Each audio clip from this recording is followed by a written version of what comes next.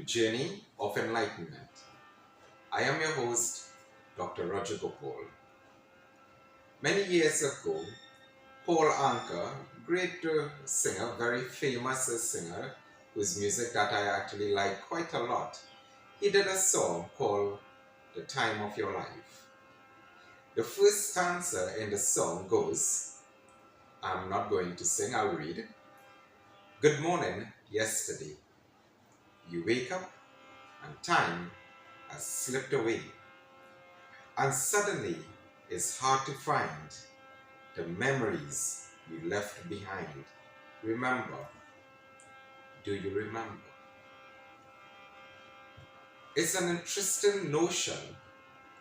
Where is yesterday? Where is yesterday located? Yesterday represents the past, and we would know, according to the song, it is located in memory. And that is all there is to it. It is just our memory. There is a particular quote that says, yesterday is history, tomorrow a mystery. Today is a gift, which is why we call it a present.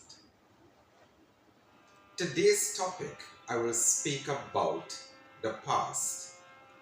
Can it be changed? Or is it just what it is?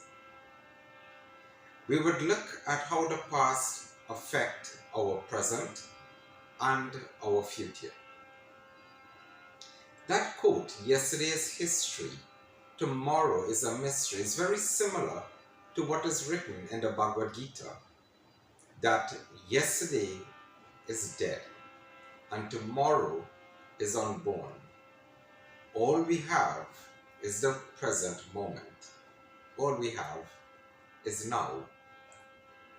Many of us, when we look at our thought patterns, we realize that to a large extent, we either live in the past or we live in the future.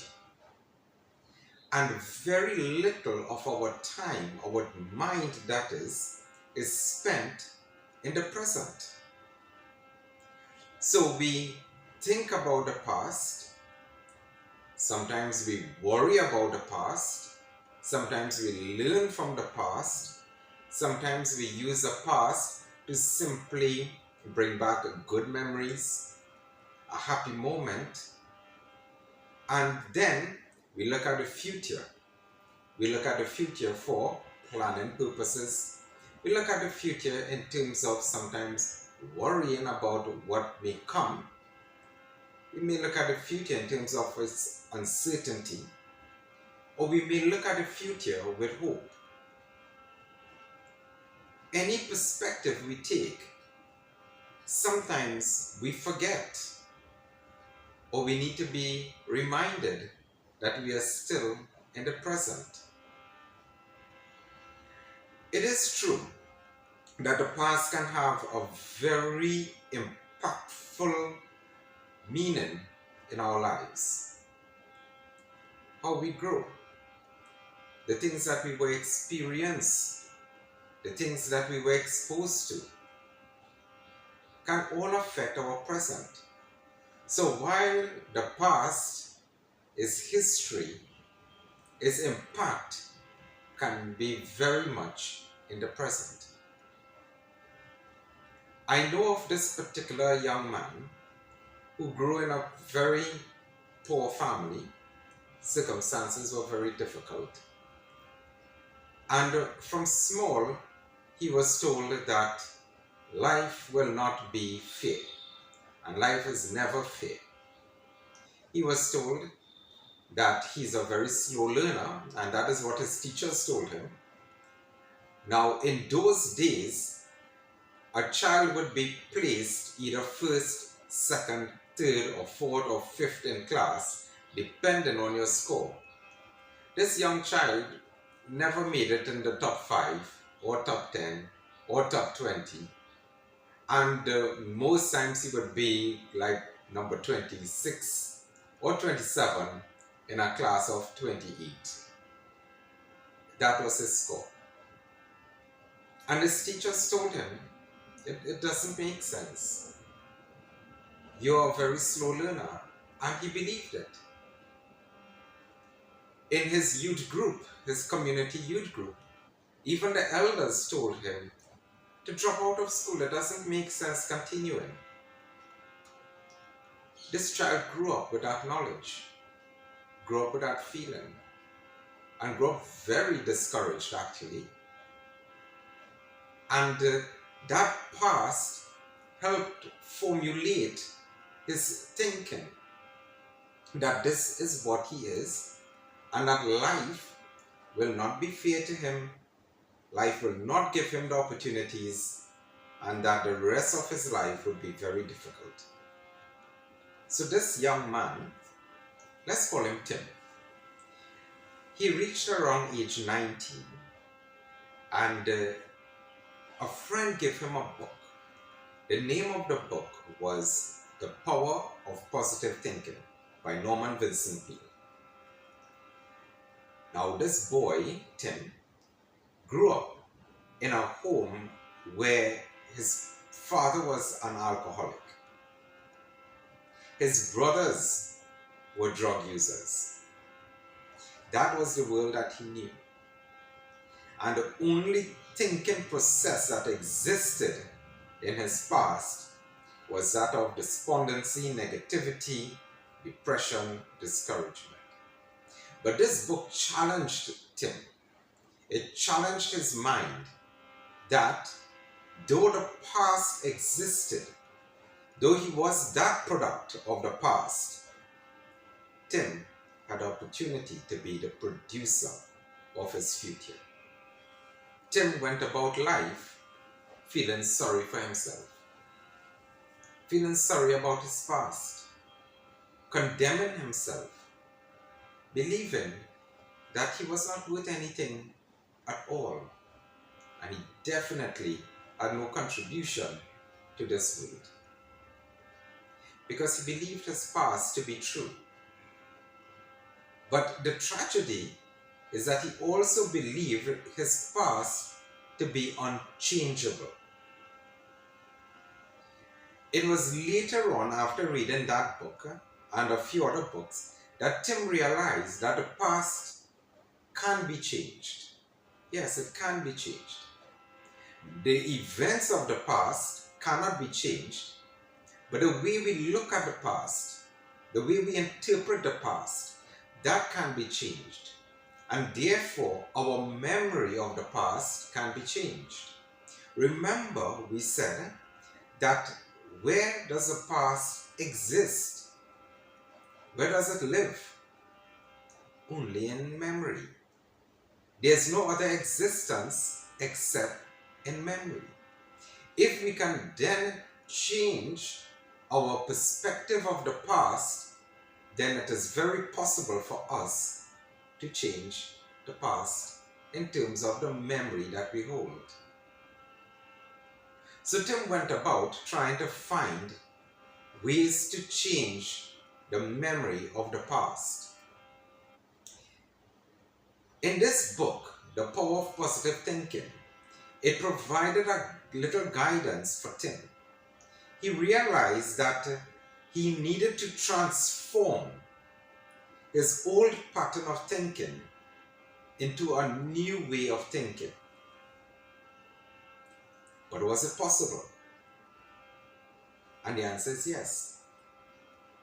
Before Tim actually began that process, he met someone who, at age 16, never attended school, dropped out of primary school by the age of 6, and never attended the rest of school nor high school. Decided that by the age of 16, she will go back and do something more with her life than just simply planting rice. She wanted to do something that was great. She believed in herself. Tim looked at her and he wondered what capacity of mind she had that she could break free from her past. He knew that a transformation needed to happen, he just did not know how. And he looked at this lady. She decided to do adult education classes. She passed. She learned how to read. She learned how to write.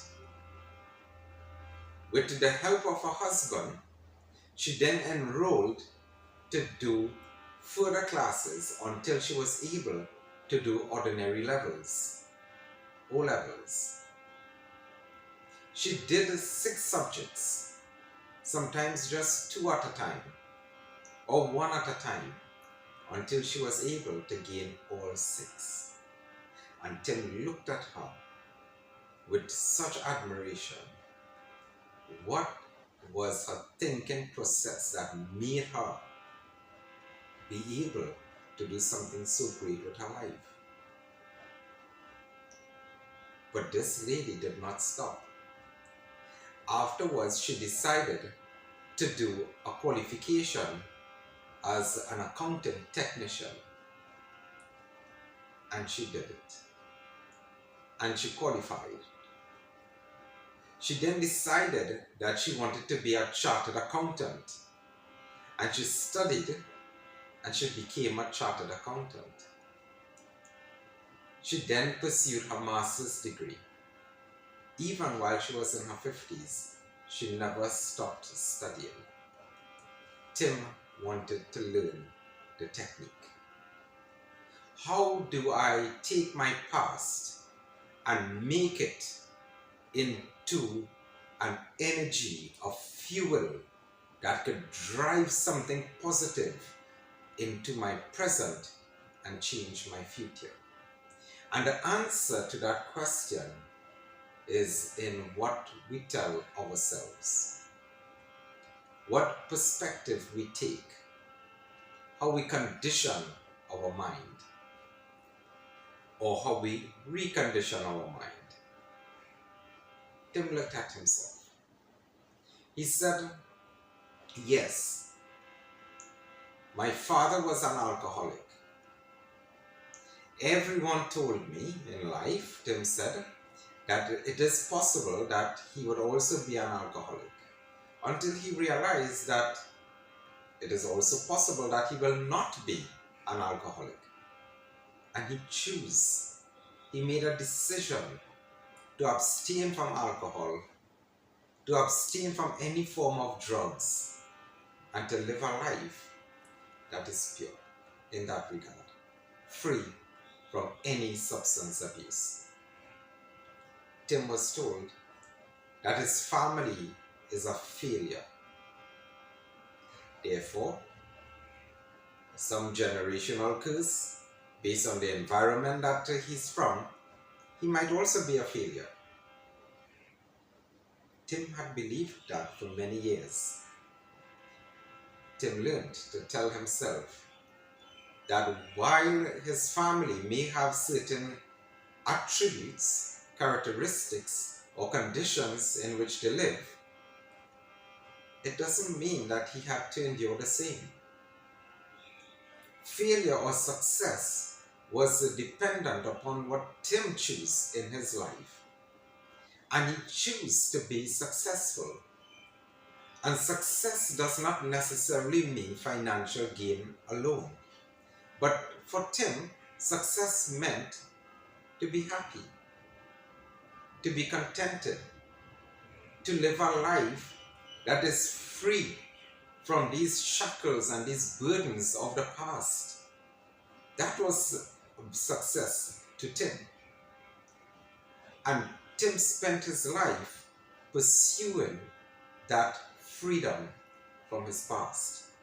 Tim once said to me, he said, it's almost like a bird wanting to fly. The cage door is open, but yet the bird is settled for remaining in the cage. You can never soar to great heights if you wish to remain caged in your past. In primary school, Tim was constantly told by his family at home, by his teachers, and even some of his so-called friends that academically he will not make it. He might as well give up. In fact, an elder in his community told him, Tim, why do you even waste your time going to school? It's better you just leave that job, leave that school, find a job, maybe in a supermarket, packing the shelves, and that will be better off for you. Thankfully, Tim ignored such poor advice, and Tim decided that yes, it is true that he's a slow learner by the measurement of the school, but it did not make learning impossible. Tim went back to school. He continued studying, and Tim eventually reached the highest level of education that he wanted at the tertiary level.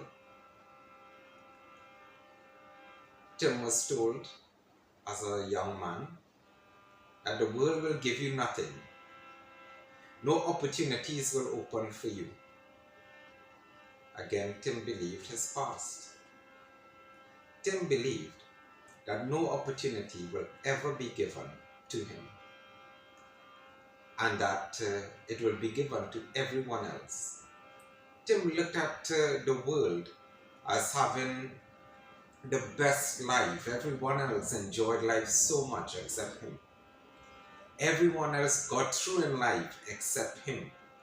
All his friends were getting jobs in the banks and in the accounting firms, while he was still doing domestic work, working in the yard, cleaning the drains, seeing about people's dogs. That was his job. And he often wondered to himself, how is it that everyone is getting through except him? But he believed the past to be real, that is his lot in life. Until Tim said, no, this is not good enough for me. And he decided that he's going to try with all his might. So he worked during the day, doing yard work, cutting the lawns, trimming the hedges. He took that money and started to go to school part-time. You see, Tim knew that he came from a family that had nothing.